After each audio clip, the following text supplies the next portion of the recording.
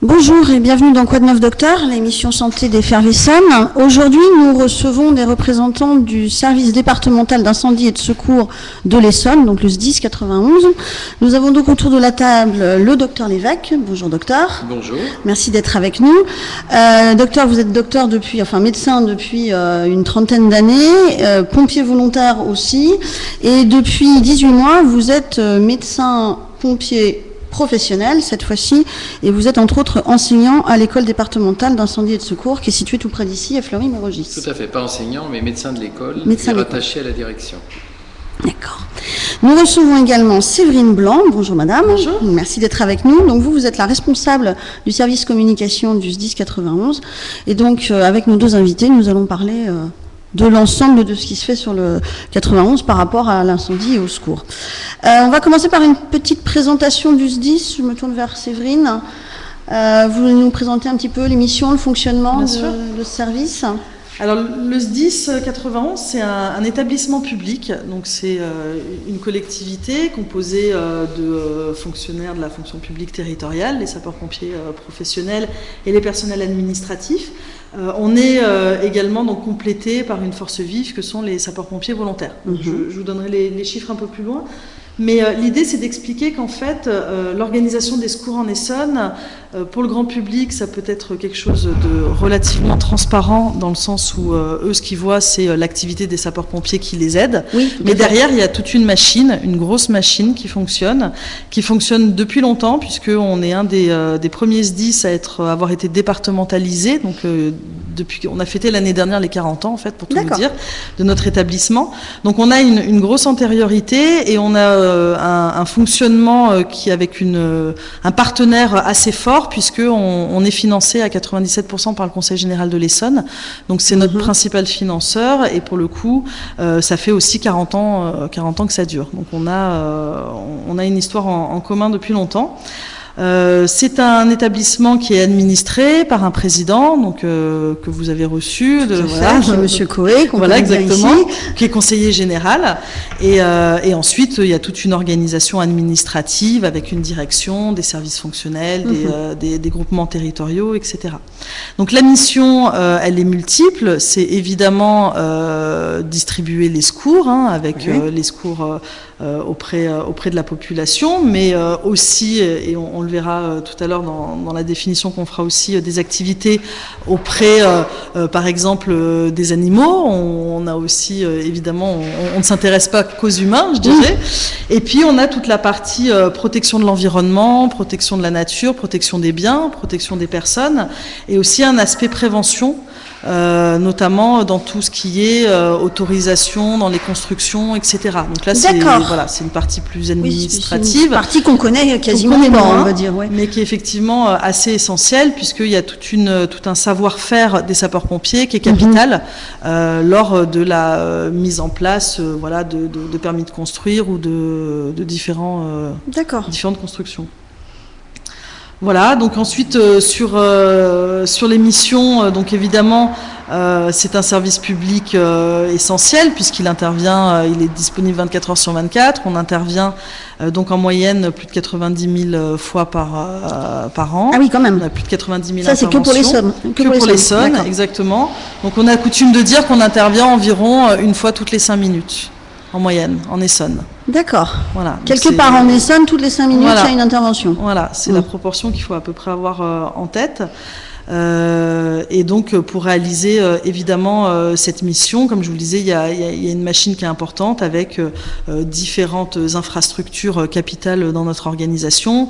Je pense notamment au centre départemental d'appel d'urgence, là où sont donc reçus les appels des différents requérants, et également une école départementale où on forme nos sapeurs-pompiers professionnels et volontaires. L'école dont on a parlé en présentant le docteur Lévesque. Exactement. D'accord. Alors, l'Essonne, justement, en tant que territoire, alors moi, c'était un de mes arguments quand j'ai créé l'émission, de dire que l'Essonne était un territoire très varié géographiquement, avec beaucoup de villes et une grosse urbanisation au nord et beaucoup de champs et de campagnes au sud. Alors, parlez-nous, docteur, un petit peu de l'Essonne en tant que territoire d'intervention. Donc le département est divisé en 4 groupements territoriaux. Le groupement nord à Palaiseau, le groupement centre à Arpajon, le groupement sud à Étampes et le groupement est à Évry. Au niveau, ces 4 groupements territoriaux sont en fait sous la dépendance opérationnelle du CEDO, qui est le centre départemental des appels urgents, la réception des appels, qui se situe à Corbeil. Et alors, qui lui ne comprend que les pompiers ou Alors, c'est une grande chapelle qui a été instaurée, et une des premières en France d'ailleurs, qui a été instaurée avec un partenariat avec le SAMU. D'accord. Donc le CRA 15, le centre de réception des appels et de la régulation, se situe dans la même pièce d'une grande salle. D'accord. D'un côté, le requérant qui fait le 18 tombe dans cette salle. D'accord. Et en fonction de problèmes soumis, il aura une réponse, soit par le biais d'un VSAV, d'une ambulance, du secours à personne, ou par le biais d'un module incendie qui sera envoyé selon l'adresse et les besoins ressentis. D'accord. Et on en reparlera plus tard au niveau de l'intervention, puisque la suite sera de toute façon régulée au niveau incendie ou au niveau médical, d'un côté par le SAMU et de l'autre côté par le SDIS. D'accord. Donc en fait, vous travaillez en partenariat avec le SAMU. En partenariat. Ok. Et donc au niveau des différents territoires, vous disiez il y a 4 groupements. Il y a 4 groupements territoriaux, donc dans chaque groupement il y a un PC de groupement qui en fait assure le relais avec les structures départementales, aussi bien de la logistique, les éléments de la pharmacie. Là on a une pharmacie à usage intérieur, donc il va y avoir des gens qui vont travailler avec cette pharmacie pour récupérer les produits nécessaires à la maintenance des ambulances. D'accord. Pour le matériel incendie, aussi bien pour les garages, pour la mécanique, que pour le matériel non roulant, quand ils ont besoin de tuyaux, de lances. Il y a des services qui se situent à Lys, de maintenance et de la PLD, qui permet de les fournir en matériel en fonction de leurs besoins. D'accord. Donc il y a un service logistique, il y a un service de commandement au niveau de chaque groupement, et qui travaille bien sûr en partenariat avec la direction et sous les ordres de la direction. D'accord, donc on a ce grand centre d'appel de secours qui est un problème opérationnel, qui est unique au niveau de l'Essonne, et ensuite on a 4 territoires avec là encore opérationnel avec une direction. Et donc le CEDO va à chaque fois qu'il y aura besoin d'un départ d'engins, fera partir, là où on a besoin, les engins nécessaires. D'accord. Alors, moi, j'ai vu, parce que je me suis plongée un peu sur votre documentation sur les sites Internet, que ces 4 territoires étaient très, très différents et fonctionnaient de manière très différente aussi. Ils fonctionnent sur le même modèle, en sachant qu'évidemment, au nord, c'est très urbanisé, donc on a beaucoup plus de pompiers professionnels et on a des pompiers volontaires, bien sûr, mais par contre, le pourcentage est très différent entre le nord et le sud. Le sud est très rural, donc c'est beaucoup plus... ça fonctionne beaucoup plus grâce aux volontaires, avec bien sûr des professionnels dans de nombreuses casernes. Mais il y a plus de petits centres de secours qui sont des centres soit que volontaires, soit mixtes, volontaires et professionnels. D'accord, oui, parce que du coup, le territoire du Sud est beaucoup plus grand aussi que les autres. Il est très grand en surface, mais en fait, il y a beaucoup moins de population. Oui, c'est ça. Ce qu'il faut comprendre, c'est que la répartition territoriale, en fait, elle se fait aussi, alors déjà par l'histoire, puisque je vous parlais tout à l'heure des 40 ans du SDIS, mais le SDIS, c'est l'organe administratif. Les sapeurs-pompiers en Essonne sont là depuis évidemment bien plus longtemps. Oui, bien sûr. Sauf qu'avant, ils étaient organisés différemment. Généralement, ils dépendaient tout simplement de la commune.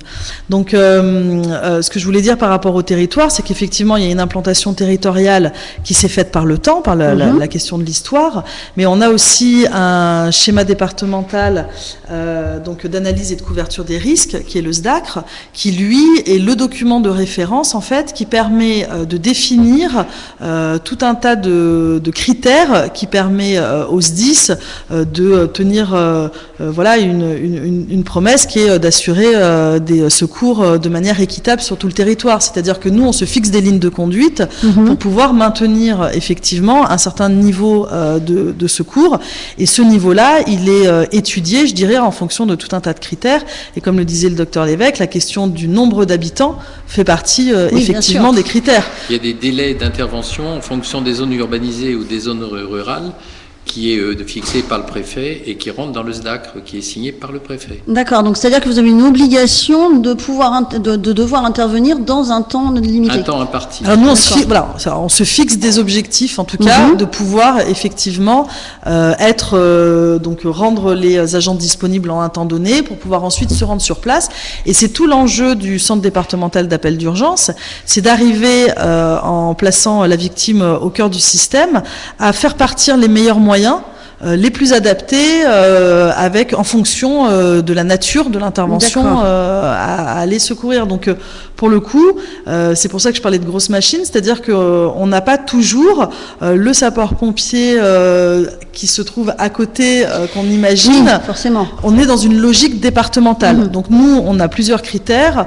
Le fait d'avoir un système équitable sur l'ensemble du département et, comme je vous le disais, le fait de toujours placer la victime au cœur de notre dispositif. Donc on va chercher les solutions les plus avantageuses, les meilleures, pour qu'effectivement ça réponde aux besoins de secours. D'accord.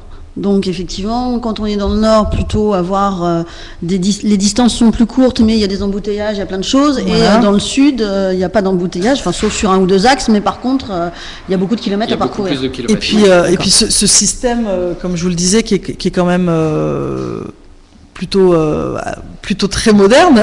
Je le dis en souriant parce que c'est vrai que souvent au niveau national on est on est évoqué comme étant un SDIS novateur et toujours à la recherche de nouvelles technologies et d'être un petit peu à la pointe. Mais c'est vrai pour comparer sur un certain nombre de sujets qu'on a cette dynamique là, je dirais. Et pour le coup, par rapport au CEDO, il y a effectivement, avant, il faut savoir qu'il y avait 4 centres de traitement des appels, donc ça c'était avant l'inauguration en 2004. Donc on a toujours cette volonté de recréer des dynamiques et des systèmes qui vont permettre à chaque fois d'améliorer la réponse opérationnelle. D'accord. Donc il y a toujours ce souci-là. D'accord. Alors justement, on va revenir à ce centre départemental d'appel d'urgence, c'est ça, le CEDO, pardon. Docteur, on va commencer par là, on parlera de ce qui se passe sur un accident après, mais moi, si je fais le 18 par exemple, qu'est-ce qui se passe? Vous nous avez dit, ça arrive donc au CEDO. Ça arrive au CEDO, et ensuite un pompier va vous répondre et va vous orienter en fonction de ce que vous lui dites. Si c'est un problème de feu, si c'est un problème d'accident, si c'est un problème tout simplement d'un malaise ou d'un secours à personne.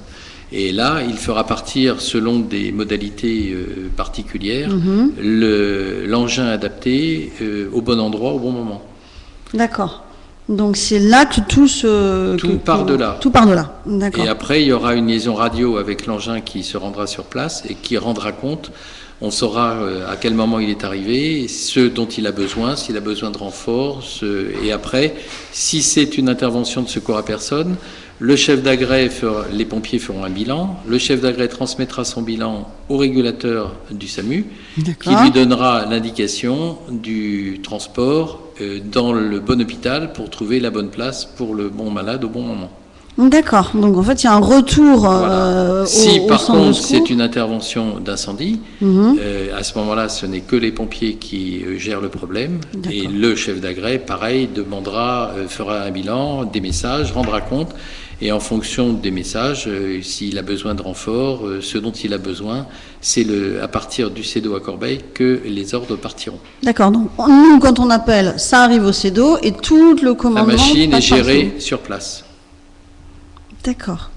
Alors, justement, quand on est témoin de quelque chose, quand on appelle, quand on fait le 18, qu'est-ce qu'on doit dire, qu'est-ce qu'on doit transmettre, quelles sont les informations importantes? Donc, il faut toujours repartir du secourisme avec les notions de protéger, d'alerter et de secourir, éviter un suraccident en premier, puis alerter par le biais du 18, donner les informations nécessaires, c'est-à-dire où vous vous trouvez, ce que vous voyez.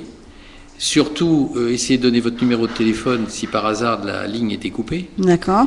Vous identifiez et essayez de décrire le mieux possible ce qui se passe. Si c'est un accident, le nombre de véhicules en cause, le nombre éventuellement de blessés en cause, de telle façon à pouvoir donner ces informations au CEDO, que le pompier qui réceptionne l'appel puisse envoyer sur place les engins nécessaires et en nombre nécessaire.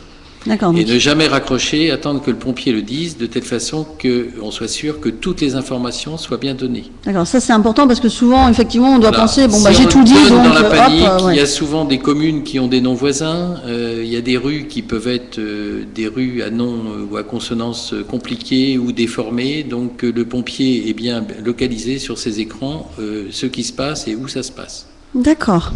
C'est-à-dire qu'effectivement, chez nous, au CEDO, les opérateurs qui sont sur place exercent vraiment un métier très important dans la dynamique des secours, puisque on a coutume de dire que c'est le premier maillon de la chaîne. Oui, tout à fait. Si effectivement la transmission de l'information se fait mal, ça peut avoir des conséquences dans la continuité de l'intervention, comme le disait le docteur Lévesque, notamment sur les moyens qu'on va envoyer, sur les spécialistes qu'on va envoyer en fonction de la nature de l'intervention.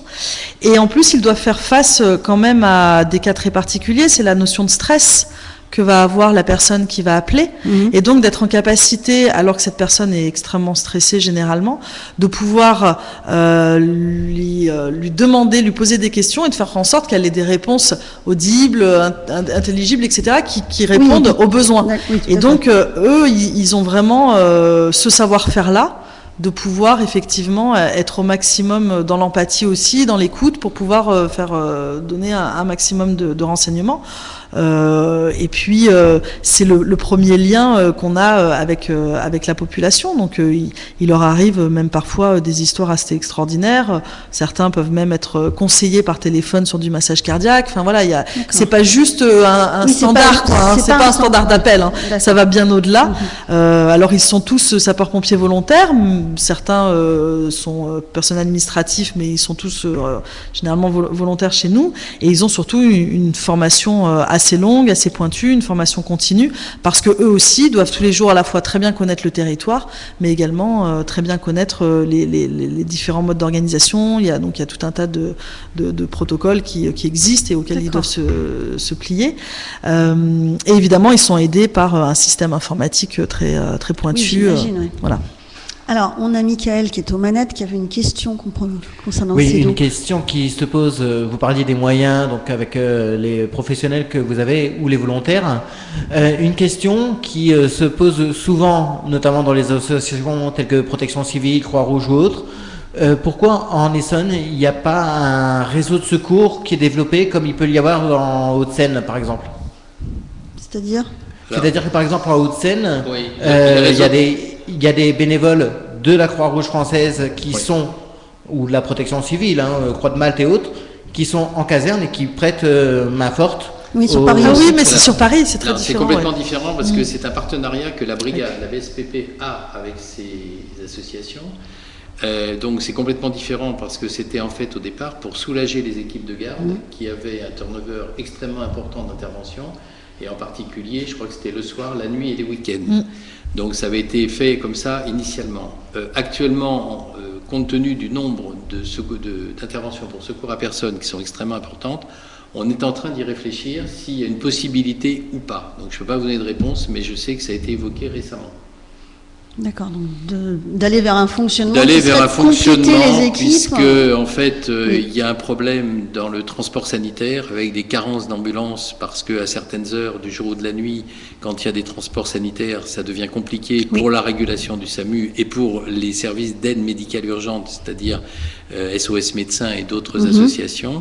Donc éventuellement, on pourrait confier et se faire aider en partenariat avec ces associations pour ce type de transport. D'accord. Ce qui se fait effectivement à Paris, Petite Couronne, parce que moi je suis une ancienne de Paris. Qui se fait aussi d'ailleurs sur les grandes dates. Il me semble qu'au 14 juillet, il va y avoir on en reparlera tout à l'heure. Ça se fait bien sûr sur des grandes manifestations. Ça se fait sur Cerny-la-Ferté au moment du meeting aérien. Oui, tout à fait. Ça peut se faire sur des interventions, des organisations de manifestations prévisibles. Par contre, on l'a vu, on en reparlera tout à l'heure. Ça s'est fait sur Bretigny d'une façon fort bien réussie. Bon, Bretigny, on en reparlera effectivement tout à l'heure. On va revenir donc au système de fonctionnement du secours en Essonne. Donc on a vu ce qu'il fallait dire, ce qu'il fallait donner comme alerte, on y reviendra un petit peu en fin d'émission. On a vu comment ça fonctionnait et ce qui se mettait en marche. En préparant l'émission, vous me disiez il y a vraiment deux systèmes de mise en route qui vont se faire différemment. Il y a le service à la personne et puis il y a le service d'incendie. Le secours à la personne et le service incendie, oui. En fonction de la nature donc, de l'intervention, va y avoir deux filières différentes. La filière VSAV, donc ambulance, va être régulé par le SAMU, puisque D'accord. c'est du secours à personne. Et de l'autre côté, toute la filière incendie sera régulée. Incendie et opérations diverses, que ce soit des histoires d'inondation, éventuellement de secours à animaux en difficulté, où là, on en reparlera aussi, nous avons des groupes On va y passer, effectivement, opérationnels on va les spécialisés. inventorier, oui. Voilà, donc en fonction de la nature de l'intervention, la direction des opérations sera prise par tel ou tel pôle au niveau D'accord. du CEDO. Mais au niveau, d'accord. Mais là, ça reste aux pompiers, du coup. Ça cette reste fois-ci. pompier. D'accord. Alors, on va justement rester avec les pompiers. Au niveau des effectifs sur l'Essonne, professionnels, volontaires, ça Alors, représente combien de personnes, tout ça? Alors on est plus de 3000.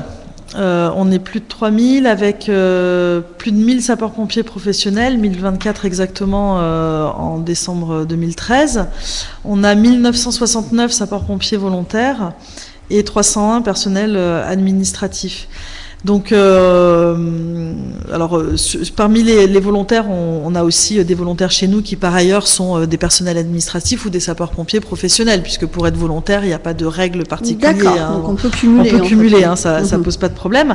Même si, bien évidemment, 80% de nos volontaires sont des gens issus d'autres secteurs d'activité et d'environnements très différents aux nôtres. Mais en tout cas, voilà, tous ces agents, je dirais, ont le même objectif, c'est de permettre au SDIS de répondre à sa mission. Donc on a des profils très différents. Parmi les sapeurs-pompiers, on a effectivement des personnels du domaine médical, mais on a aussi des gens qui ont des spécialités, donc ce qu'on évoquait tout à l'heure avec les groupes opérationnels spécialisés. Et on a aussi évidemment tous les niveaux d'intervention. Donc je pense notamment à ce qu'on appelle la chaîne de commandement, c'est-à-dire que c'est ce qui fait la force des sapeurs-pompiers, c'est la qualité de leur organisation. À chaque niveau de décision, il y a une personne référente, une personne pertinente, et en fonction de la nature de l'intervention, on va comme ça pouvoir monter en puissance si c'est nécessaire.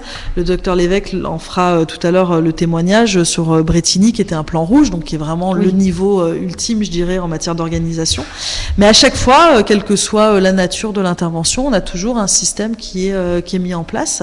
Et donc, pour le coup, parmi ces pompiers, chacun peut avoir un rôle complémentaire, mais distinct. Tout le monde ne fait pas exactement la même chose. D'accord. Donc, plus de 3000, enfin, en gros, 3000 pompiers sur la totalité du territoire de l'Essonne. Voilà, tout à fait. Vous m'aviez dit, mais j'ai pas noté le chiffre tout à l'heure.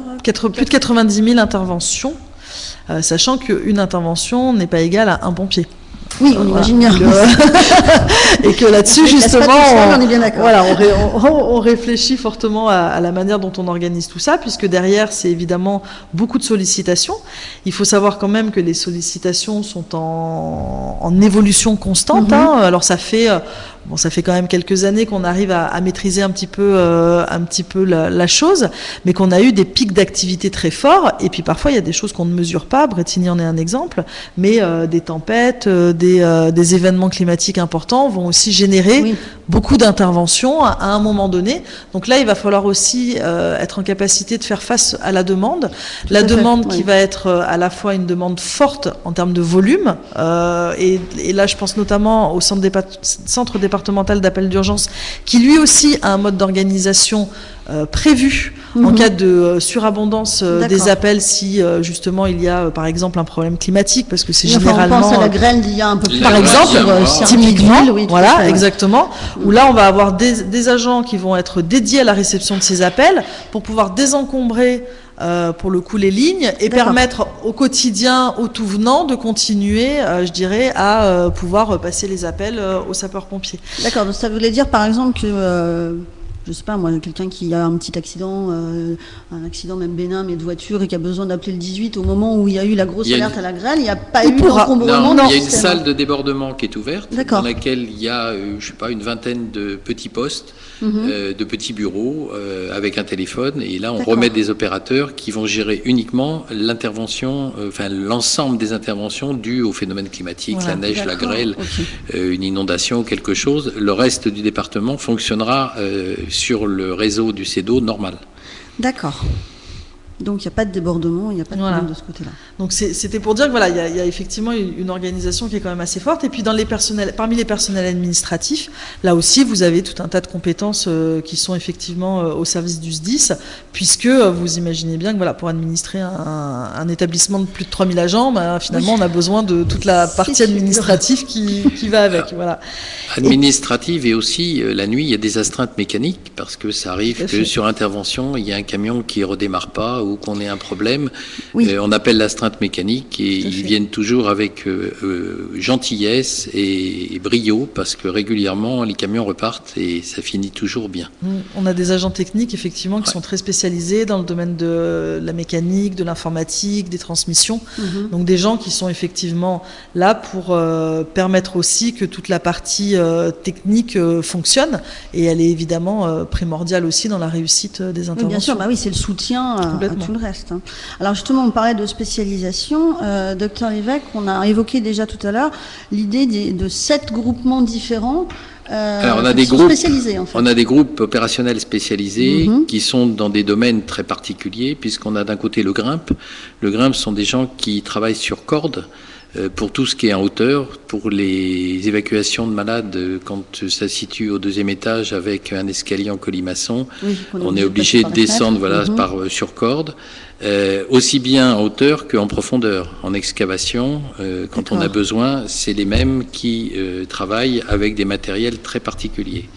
On a un groupe SD qui est sauvetage déblaiement, qui sont les gens qui, pour vous donner une idée, interviennent sur les effondrements d'immeubles pour étayer des immeubles qui ont tendance à se fissurer, pour prévenir ou pour parer ou pour rechercher aussi d'éventuelles victimes. Alors aidés à ce moment-là par nos chiens de déblai et chiens de recherche qui font partie et qui sont associés au groupe animalier. Donc le groupe animalier, ce sont des pompiers qui vont être dépêchés lorsqu'il y a par exemple un cheval ou une vache dans un champ qui est tombé dans un puits, comme ça a pu arriver, ou dans un terrain qui est extrêmement meuble et qui s'enfonce. Donc ce sont les groupes animaliers qui vont intervenir, éventuellement des groupes associés, ça peut être avec le SD pour leur corde et leur treuil, qui vont permettre justement, on a de l'autre côté les plongeurs. Les plongeurs, pour tout ce qui est la Seine en particulier, ou la recherche de corps, les voitures, véhicules tombés dans la Seine, ou tout simplement les noyés, que ce soit accidentels ou les tentatives de suicide en se jetant d'un pont, c'est le groupe des plongeurs. Et puis, il y a 2 autres groupes qui sont le groupe chimique et le groupe radiologique. Le groupe chimique, c'est pour toutes les interventions pour les usines dites Céveso, qu'on en a quelques-unes sur le département, qui sont des stockages, le plus souvent, mais bon, ça fait partie des usines qui ont un potentiel à risque, donc nous, on a la parade au cas où il y aura un problème. Et puis, il y a un groupe dit radiologique qui, en fait, est pour tout ce qui est radioactif. Et donc, sur l'Essonne, on a 2 centres, il y a Saclay et il y a l'autre centre qui est... Alors là, c'est pas moi qui vous le dirai. Non, je suis en train de chercher, c'est à côté d'Arpajon. D'accord.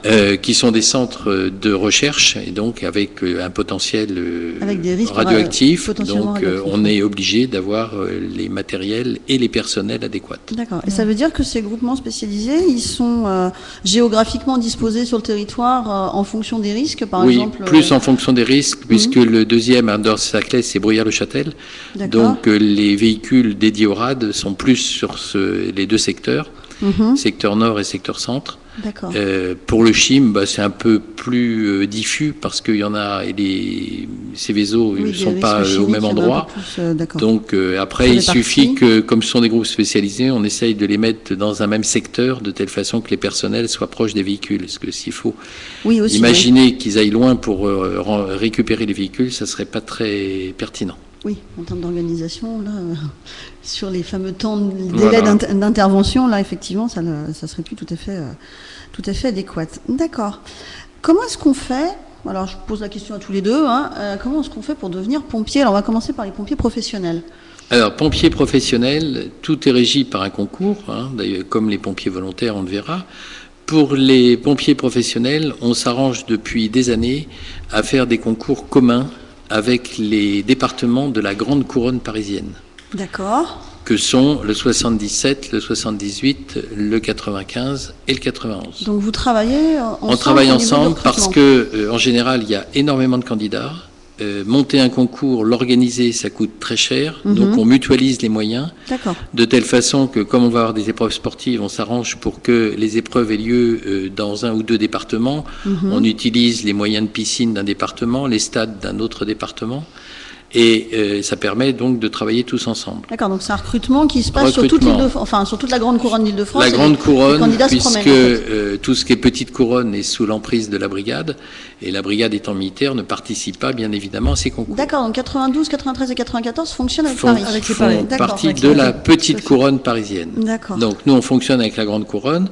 Donc il y a un nombre important de candidats en général, parce qu'il y a un concours tous les 2-3 ans, c'est pas annuel, parce que D'accord. le Oui. temps que les gens qui soient reçus au concours puissent être intégrés dans les différents départements, on n'a pas besoin de refaire un concours tous les ans. D'accord. Donc il y a des épreuves sportives, il y a des épreuves après écrites qui ont lieu dans un autre département, et après il y a des épreuves orales où les candidats, en fait, on leur pose un certain nombre de questions avec un jury dédié, avec des pompiers sous-officiers, officiers qui les reçoivent.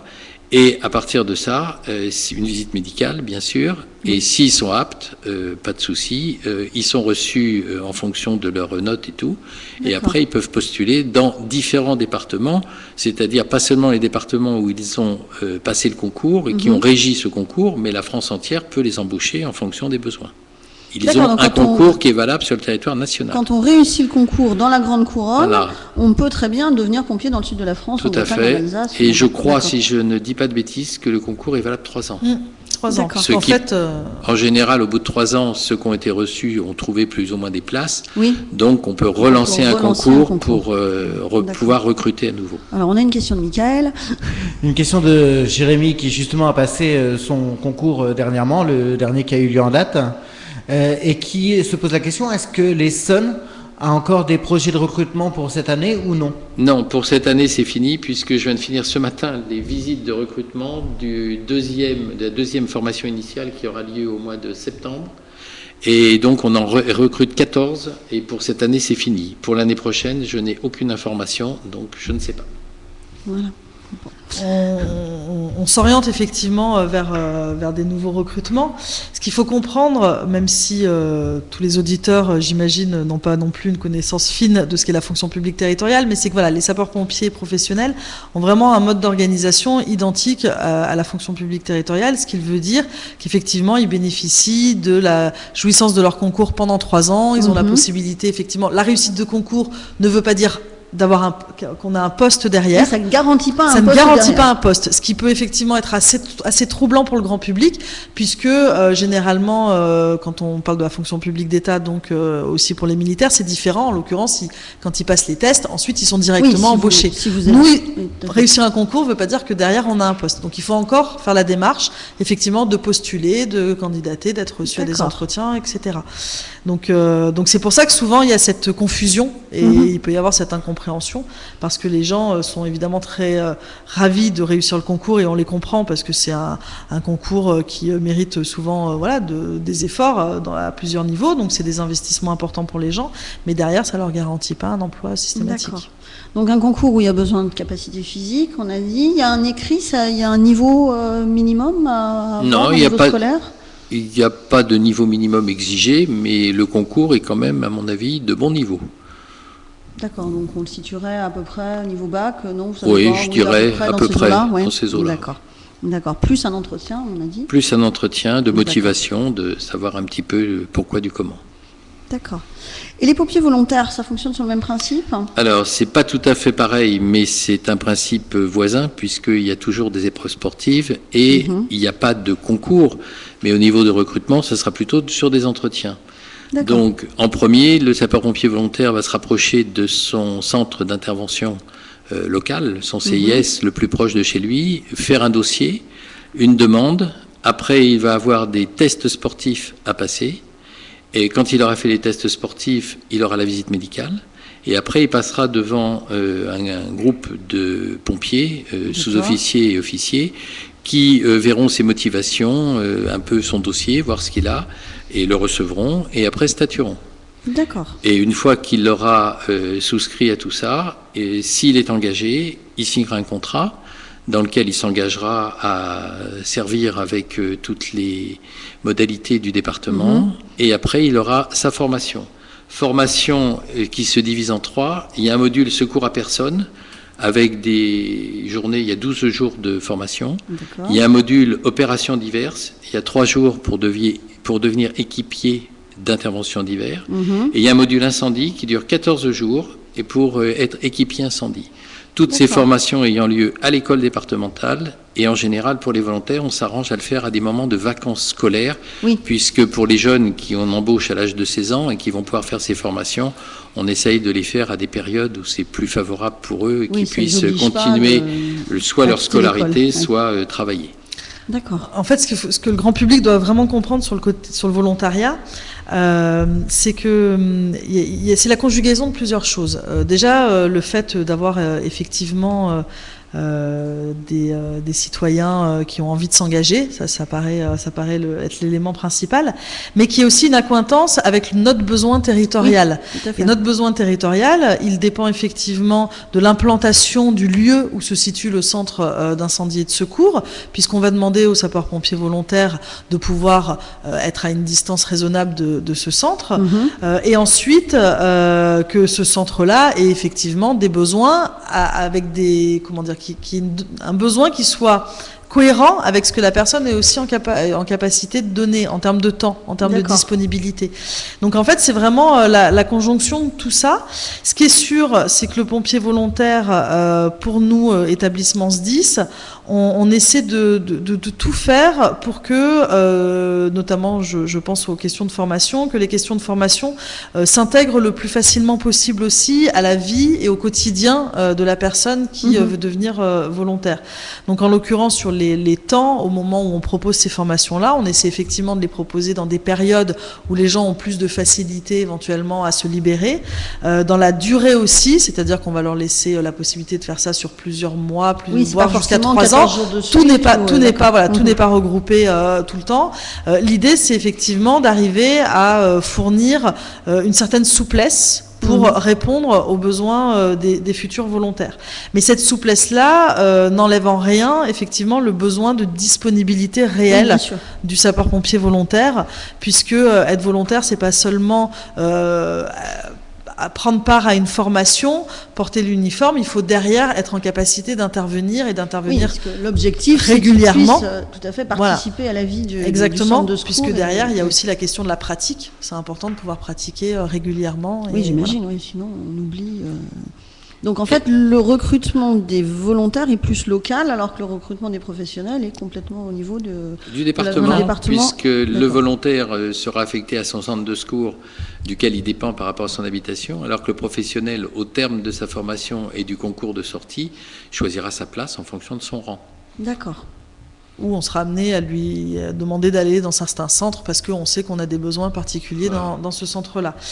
Moi, pour les volontaires, ce que je peux proposer aux auditeurs, c'est d'aller sur notre site internet www.sdis91.fr. On a un espace volontariat qui a à la fois l'objectif de présenter tout le dispositif autour du volontariat, qui permet de présenter aussi quelque chose qu'on connaît moins, qui est plus à destination des employeurs de manière générale, qui effectivement, quand ils ont au sein de leurs salariés un sapeur-pompier volontaire, peuvent bénéficier de tout un tas d'avantages si effectivement ils signent une convention avec le SDIS qui permet généralement, en contrepartie, de permettre au SDIS de bénéficier un petit peu de temps pour former l'agent en question ou lui permettre de se libérer pendant son temps de travail pour aller sur intervention. Ça se pratique moins, effectivement, mais ça se pratique encore. On a des chefs d'entreprise qui ont cet engagement citoyen qui acceptent que leurs salariés quittent leur poste de travail en cas d'alerte. Complètement, ça peut arriver. Et sur le site, vous verrez, on a des témoignages de ces personnes-là qui expliquent comment ça se passe au quotidien et comment ils y arrivent. Et effectivement, c'est tout à fait possible. Et on a notamment aussi la possibilité, via ce site, de candidater via un formulaire de candidature spontanée. C'est pour ça que j'en parle.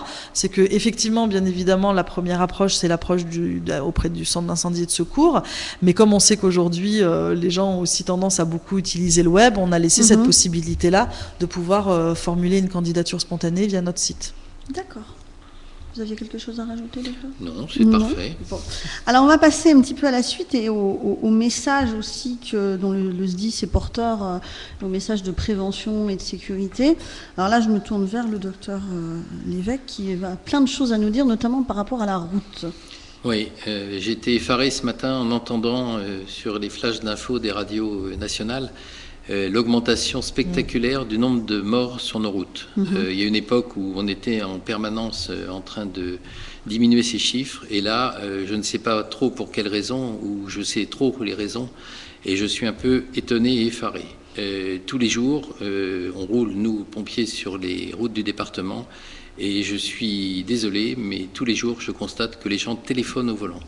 Et c'est source d'accidents, et j'ai quelques souvenirs d'accidents récents où manifestement c'était dû à un problème de téléphone, et quand il y a un décès dans un accident, c'est quand même très dommage que ce soit dû au téléphone. Donc c'est dit, redit, c'est puni par un certain nombre de lois, mais en fait ça ne change rien parce qu'un téléphone c'est très banal et les gens ne se rendent pas compte de l'effet désastreux. Les gens vivent avec leur téléphone maintenant. Donc voilà. Donc on ne peut pas faire 25 choses en même temps. On écoute la radio, on téléphone, on fume, on fait plein de choses et c'est là que les catastrophes arrivent. D'un autre côté, je suis aussi stupéfait quand je vois lors des accidents le nombre de feux rouges brûlés, de stops brûlés. On ne s'arrête plus au stop, on glisse, mais on glisse en téléphonant, donc souvent on ne voit pas qu'il y a quelqu'un qui arrive, et on renverse un piéton, et on renverse une mobilette, une moto. Les lignes blanches qui sont franchies délibérément pour doubler, et tous ces éléments-là cumulés, eh ben, je comprends, quand je vois les chiffres, eh ben, il ne faut pas trop chercher d'où ça vient. Donc je pense que d'une façon citoyenne, il faudrait que les Français se résignent à reprendre les bonnes manières et les bonnes pratiques. D'autre part, tout le monde sait que l'alcool au volant, c'est très toxique. Oui, ça c'est sûr. On en a tous vu dans les accidents où on a connu des gens à qui c'est arrivé.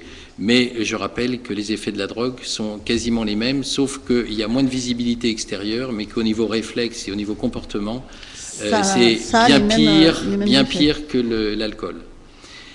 Après, au niveau des maisons, on a encore trop d'accidents avec des enfants en cause, en particulier de défenestration parce que absence de surveillance ou mauvaise surveillance des parents, avec des fenêtres restées ouvertes au 3e étage, par exemple, avec, pour le moment, on en a eu quelques-uns, mais de toute façon, c'est toujours trop, des accidents avec des enfants décédés en bas âge dans des piscines familiales, qui ne sont pas surveillés alors qu'il y a tous les moyens maintenant de protection, donc c'est pas normal. Des produits ménagers qui sont stockés n'importe où, n'importe comment, et dans des bouteilles éventuellement de lait ou de soda, et les enfants à 3-4 ans ne sachant pas forcément lire, évidemment reconnaissent l'étiquette, et ça marche relativement souvent. Et puis insister sur la nécessité, qui sera obligation légale en 2015, des détecteurs de fumée dans les maisons, qui récemment, lors d'un incendie, ont permis à des gens d'être avertis. Certes, la maison a brûlé, mais eux n'ont pas été intoxiqués et n'ont pas été victimes de brûlures ou de blessures. Oui, le détecteur de fumée ne protège pas de l'incendie, ça ne protège pas, mais ça permet d'alerter rapidement, de pouvoir sortir. Éventuellement, plus on va traiter un incendie rapidement, moins il y aura de dégâts. Tout à fait. Bon, si c'est déjà trop tard, au moins qu'il se sauve et qu'il sauve les enfants et qu'il n'y ait pas d'autres victimes. Qu'il n'y ait que du dégât matériel et pas de... Alors, vous nous avez donné une petite astuce tout à l'heure concernant en préparation de l'émission, mais qui vous disiez, il ne faut surtout pas mélanger ne pas stocker au même endroit différents produits toxiques. Voilà, éviter de mettre dans un placard de cuisine et du white spirit et de l'eau de javel et de l'acide sulfurique, parce qu'il y a souvent des émanations gazeuses, et après, en fonction du mélange qui peut se produire avec les différents produits, en allumant la lumière, en allumant son téléphone, en allumant une cigarette, on peut être très étonné des effets constatés. Tout à fait. Alors, je rappelle quand même, mais ça paraît effectivement, alors moi qui travaille avec des éducateurs et avec des écoles, on dit régulièrement aussi les produits dangereux sous clé, en hauteur, les armoires à pharmacie, les médicaments, enfin il n'y a pas effectivement que les produits toxiques, hein, et un enfant, ça reste sous la surveillance de ses parents ou quelqu'un d'autre, mais pas du grand frère ou de la grande sœur. Voilà, on est toujours tenté de... C'est très très attirant toutes ces bouteilles de couleurs et d'avoir envie d'aller jouer avec plein de choses. Séverine, vous vouliez alors, quelque chose ? effectivement, sur ces messages de prévention, on a beaucoup de choses à dire. Au quotidien, malheureusement, les sapeurs-pompiers ont l'occasion d'être témoins et acteurs de situations souvent difficiles. Une chose est sûre, on parlait du comportement, et effectivement, c'est souvent la base pour un certain nombre de dangers. Mais en tout cas, nous, on a aussi des messages à faire passer en matière de prévention plus généralement. C'est aussi de pouvoir demander au grand public d'être prévoyant aussi vis-à-vis des pompiers en ne les sursollicitant pas, puisque on sait aussi à quel point la question de l'urgence est essentielle et qu'il faut pour le grand public être en capacité de mesurer aussi le moment où il a véritablement besoin de l'intervention d'un sapeur-pompier. Et ça, malheureusement, au fil du temps, il arrive qu'il y ait effectivement des demandes qui, pour nous, acteurs de l'urgence, ne semblent pas être toujours motivés au sens de l'urgence et qui, pour le coup, peuvent, entre guillemets, on s'entend, mais quand même, malgré tout, parasiter un petit peu l'organisation, puisque ce type d'intervention-là se fait pas au détriment, mais suppose qu'on mette en place des moyens complémentaires pour continuer à gérer l'urgence. Donc il y a vraiment la question de la sollicitation et donc pour le coup de la responsabilité que chacun a à composer le 18, même si bien évidemment on engage tout à chacun à bien connaître les numéros d'urgence parce que ça peut sembler être le b.a.-ba, mais souvent on peut se rendre compte aussi que c'est le préalable indispensable et qui n'est pas toujours oui, et puis dans la panique, quelquefois, effectivement, on voilà. sait plus trop. Donc, évidemment, en cas de problème, ne pas hésiter à appeler les pompiers. Mais voilà, le faire dans une certaine mesure. Et je pense qu'on pâtit, je dirais, entre guillemets, des mêmes phénomènes que ceux qu'on peut connaître dans des services d'urgence à l'hôpital, où oui, effectivement, voilà, on sait très bien qu'on a ces mêmes difficultés. Sur la question de la prévention, toujours pour être un peu dans la notion de bienveillance vis-à-vis des pompiers, on essaie aussi de sensibiliser la population aux questions de priorité sur la route, où on leur demande là aussi d'être responsable et de pouvoir être le plus vigilant possible par rapport à l'environnement. Alors à la fois, comme l'évoquait le docteur Lévesque, déjà dans le cadre de leur sécurité et de la sécurité des autres quand ils conduisent, mais aussi parce que parfois on a cette difficulté-là quand on vient, quand on a des véhicules de secours qui se déplacent, de se retrouver coincé, je dirais, dans la circulation et de ne pas toujours bénéficier de l'aide des concitoyens qui pourraient s'écarter, laisser le passage, etc. Donc on essaie aussi d'être dans une dynamique de communication autour de ces sujets-là, parce qu'on considère que ça participe aussi à la qualité des secours, et que la qualité des secours, c'est un peu, je dirais aussi, la capacité que les gens ont à laisser les services d'urgence travailler dans de bonnes conditions. Tout à fait, oui, on en parlait un petit peu en préparant l'émission, mais effectivement, quand on entend la sirène des pompiers ou la sirène d'une ambulance et qu'on est en voiture, l'idée c'est de regarder dans le rétro, de voir d'où ça vient et de se positionner sa voiture de manière à pouvoir libérer le passage pour les secours le plus possible. Et alors sur la question des messages de prévention, si vos auditeurs ont le souhait d'en savoir plus, ils peuvent aussi aller alors à la fois sur notre site internet, mais sur notre page YouTube. On a créé l'année dernière une web-série qui s'appelle Essonne 1812, qui est une web-série qui est présentée par 2 officiers sapeurs-pompiers du SDIS de l'Essonne et qui, en 24 épisodes, permet d'aborder tout un tas de sujets. On a souhaité justement que cette web-série soit organisée de telle manière que les sujets répondent aux préoccupations liées à la saison, je dirais. Donc l'hiver, on parle par exemple de la question effectivement du monoxyde de carbone, où on va préciser, rappeler ses dangers et évidemment les précautions à prendre en cas de détection. On va évoquer les risques d'incendie liés à la surcharge des sapins de Noël et autres luminaires pendant les périodes estivales. Et ça flambe très très vite. J'en ai vu un exemple en film, c'est très voilà, c'est très impressionnant. On va évoquer tout un tas de sujets. L'été, on va parler des risques de noyade. Voilà, donc on a essayé vraiment de se coller aux préoccupations liées aux saisons, parce qu'on s'est dit que ça collerait aux besoins qu'aurait la personne qui serait amenée à regarder cette web-série. Donc ce sont des émissions qui sont très très courtes et qui vraiment essaient de balayer tout un tas de sujets sur notamment que faire en cas de problèmes climatiques, comment réagir quand on est témoin d'un accident. On l'évoque aussi, ce sujet-là. On parle aussi des risques domestiques, des risques liés plutôt aux populations seniors. Voilà, on essaie d'aborder tout un tas de sujets et c'est disponible sur notre page YouTube. D'accord.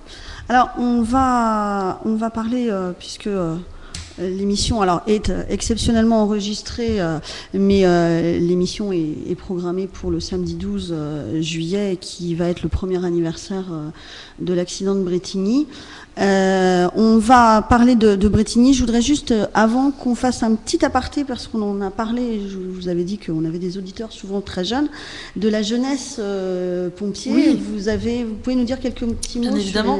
Alors, on a effectivement, depuis longtemps, une relation assez importante avec la jeunesse, pour plusieurs raisons. Notamment parce que effectivement, on le sait, les jeunes ont souvent aussi une vraie curiosité vis-à-vis des sapeurs-pompiers. Ça fait d'ailleurs partie souvent des envies futures des jeunes, en termes de on veut profession. être en uniforme avec un beau camion rouge. Exactement. Donc il y a beaucoup de choses qui sont développées. On a notamment les jeunes sapeurs-pompiers qui pour la région parisienne ont été appelés effectivement les cadets, mais les jeunes sapeurs-pompiers qui sont donc des jeunes adolescents, puisqu'on est plutôt entre 12 ans jusqu'à à peu près 16-17 ans, qui vont pouvoir s'investir au sein de sections. Donc on a 27 sections réparties sur l'ensemble du département. Il faut savoir qu'on a 51 centres d'incendie et de secours, donc on a plus de la moitié des centres qui ont une section de jeunes sapeurs-pompiers. Et dans cette section, donc on a 15-20 jeunes qui se réunissent les mercredis ou les samedis pendant les vacances scolaires tout au long de l'année et qui donc sont amenés à bénéficier de tout un apprentissage. Alors évidemment, c'est aussi un moyen de transmettre des valeurs qui vont au-delà de l'apprentissage technique. C'est aussi des valeurs de citoyenneté, de solidarité, de bien vivre ensemble. Mais c'est aussi leur apprendre des choses très concrètes pour qu'au bout alors on parle d'un parcours de 4 ans, qu'au bout de ce parcours-là, pour ceux qui sont très motivés, ils puissent bénéficier au passage de tests dans le cadre d'un brevet des jeunes sapeurs-pompiers, bénéficier d'un certain nombre d'acquis qui peuvent être ensuite valorisés s'ils souhaitent devenir sapeurs-pompiers volontaires. Donc il y a vraiment cette notion de passerelle, de vivier, de continuité. Il n'y a pas de coupure. Il n'y a pas de coupure. Voilà. Alors on peut avoir une coupure d'âge parce que nous en Essonne, les volontaires, on a tendance plutôt à les faire démarrer à 18 ans pour des questions aussi, je dirais, de choix, notamment par rapport à ce qu'on imagine de bien pour la personne, je dirais. Mais en tout cas, il y a cette notion de passerelle. Donc en moyenne, on a 550 jeunes tous les ans qui rentrent en première année et qui deviennent, qui rentrent dans le cursus de jeunes sapeurs-pompiers. Donc ça, c'est une association, loi 1901, qui gère ça, une association départementale. En parallèle, on a monté en 2003, c'est pour ça que tout à l'heure je vous parlais du côté un peu pionnier du SDIS, puisque là on a été les premiers à lancer ce dispositif-là, qui est le dispositif des pompiers juniors, qui est un dispositif qui s'intègre dans le cadre d'un dispositif national qui s'appelle l'école ouverte, qui a été mis en place par l'éducation nationale. Et en fait, l'école ouverte, c'était une solution pour permettre à des jeunes un petit peu en difficulté dans des quartiers de zones urbaines sensibles de bénéficier pendant les vacances scolaires de tout un tas d'activités proposées au sein de l'établissement. Donc généralement, c'est le collège. Et donc au sein du collège, c'était l'occasion de proposer aux collégiens tout un tas d'activités. Et parmi ces activités-là, le colonel Caron, à l'époque était le directeur adjoint du SDIS, a lancé cette opération en souhaitant effectivement permettre qu'une des activités, ce soit une activité autour de la sécurité civile, autour de l'activité des sapeurs-pompiers. Donc depuis 2003, on a plus de 2000 élèves qui ont été formés. Alors le rythme est différent, ils vont pas toutes les semaines en centre de secours. Là généralement c'est une formation qui se fait pendant une semaine dans le collège. Donc on est dans un autre rapport, mais on est toujours dans cette idée d'initiation, de sensibilisation auprès de la jeunesse. Donc ça représente environ plus de 150 pompiers juniors par an. Voilà. Et puis pour finir sur un dispositif très récent qui a été lancé en 2013 grâce au soutien du Conseil général parce qu'on a une subvention particulière pour développer ce concept, c'est l'idée d'aller former aux gestes élémentaires de survie les collégiens de 5e. D'accord. Donc là, l'idée, c'est effectivement pour cette année d'être allé à la rencontre de plus de 4500 élèves au travers de 40 collèges pour aller les former à ce qu'on appelle donc aux 3 gestes élémentaires de survie qui sont l'alerte, notre en capacité donc de composer le 18 et comme on l'évoquait tout à l'heure, de fournir les bons éléments. Donc le massage cardiaque et la défibrillation, donc savoir aussi utiliser un défibrillateur. Que l'on trouve de plus en plus. Voilà, exactement. Public notamment. Voilà. Et donc notre objectif d'ici 2017, c'est de former tous les collégiens de 5e, donc ça représente plus de 100 collèges et plus de 17 000 élèves.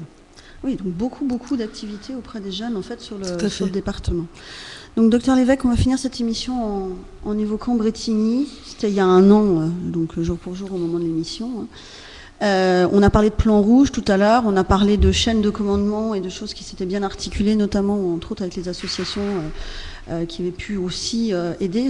Qu'est-ce que vous pouvez nous dire sur la façon dont les choses se sont organisées? Brétigny, moi j'étais dans les premiers intervenants, donc on s'en souvient bien. Brétigny, si on refait un peu le tour de Brétigny, on a eu quand même de la chance parce que quelques dizaines de minutes avant l'accident, le quai était plein avec un RER qui arrivait de Paris. Et après l'accident, grâce à la SNCF qui a rapidement donné des alertes à tous les trains qui cheminaient de part et d'autre, il y a un train qui arrivait du sud qui s'est arrêté à quelques dizaines de mètres du convoi qui était couché. Donc on a eu relativement de la chance dans notre malheur parce que ça aurait pu être beaucoup plus grave. Certes, il y a eu 6 décès immédiats et je crois un 7e le lendemain. Oui, tout à fait. C'est sûrement 7 de trop avec 70 blessés, je crois à peu près, et un certain nombre d'impliqués. Les secours médicaux, puisque nous sommes intervenus avec nos collègues de la grande et petite couronne parisienne, puisque nous avons eu des renforts de tous les départements franciliens et de la brigade. Tout s'est bien organisé, tout s'est bien passé. Moi, j'ai été frappé par une chose, c'était l'immense silence qui régnait, où toutes les équipes médicales ont travaillé côte à côte, sans qu'on entende le moindre bruit. C'était, sur le coup, on s'en est pas aperçu parce qu'on travaillait, mais quand ça s'est fini, c'était étonnant. De grands silences. Après, il a fallu découper les tôles, mais au moment où on a sorti les victimes, tout s'est passé dans le plus grand calme et les victimes ont été sorties relativement vite pour pouvoir être hospitalisées, soit par les moyens hélicos qui ont été nombreux sur place, soit par les VSAV. Et là, on a vu tous les ambulances de la protection civile et de la Croix-Rouge, de tous les départements franciliens qui ont convergé vers Brétigny. Et justement, au-delà du travail de l'avant du terrain, il y avait une structure qui a été au début, évidemment, le premier chef de groupe qui est intervenu avec les premiers véhicules, puis c'est monté en puissance au niveau du commandement avec un PC de colonne, puis à la fin avec un PC de site et un chef de site, qui était le colonel Gouy, directeur départemental adjoint. Et tout a été vraiment bien fait, rapidement fait, dans le calme et la sérénité. Oui, c'est vrai qu'effectivement, donc il y avait en cas de gros plan rouge, on installe un commandement directement sur place. Alors, il y a eu un énorme travail qui a été fait très bien au niveau du CEDO, relativement, très rapidement et très bien fait, qui a permis justement de faire converger les secours dont on avait besoin, les moyens de secours dont on avait besoin sur Brétigny. Donc eux ont fait un très gros travail en amont pour que justement on puisse travailler avec tout ce qu'on avait besoin en aval. Oui, en termes de véhicules, en termes de véhicules, de personnel rappelé, car pendant qu'on était, nous, à Brétigny, la vie du département continuait. Bien sûr. Donc il fallait assurer les besoins de Corbeil, d'Evry, de Viry ou d'ailleurs. D'accord, tout à fait. Très bien. Alors, moi, j'ai eu quelques chiffres, effectivement. On évoque 300 sapeurs-pompiers, 8 hélicoptères, 20 équipes du SMUR, entre autres, qui ont convergé progressivement, plus, comme vous le disiez, les autres associations qui sont venues aussi donner de l'aide. Et puis, ce travail, du coup, francilien, là, avec la descente notamment de la BSPP de Paris, si je me souviens bien. Tout à fait. D'accord. Bien, cette émission touche à sa fin. Je vous remercie d'être venue, docteur Lévesque, madame. S'il y a des questions, on a toujours la page Facebook Bénédicte Émission Santé. Et puis, vous pouvez nous rappeler le site du SDIS ? Alors, on a effectivement le site www.sdis91.fr et nous sommes aussi présents sur Facebook, sur Twitter et on a, comme je vous le disais, notre chaîne YouTube. Voilà, donc plein d'endroits où on peut trouver Exactement. des renseignements et s'enquérir un petit peu de savoir si on veut en savoir plus, pourquoi pas devenir pompier professionnel volontaire. Donc je vous remercie tous les deux d'avoir participé à cette émission. Je remercie également Vincent et Michael qui sont situés dans le dans le studio. On se retrouve dans cette émission va donc être diffusée le 12, c'est-à-dire samedi, à son horaire habituel de 13h à 14h. Nous, on se retrouvera le 26 juillet pour la dernière émission avant la petite coupure des vacances et où on parlera justement des vacances, des accidents, des maladies, des petits bobos et des choses un peu plus graves que l'on peut avoir quand on est en vacances et qu'on est beaucoup moins vigilant. Je vous remercie et à la prochaine fois.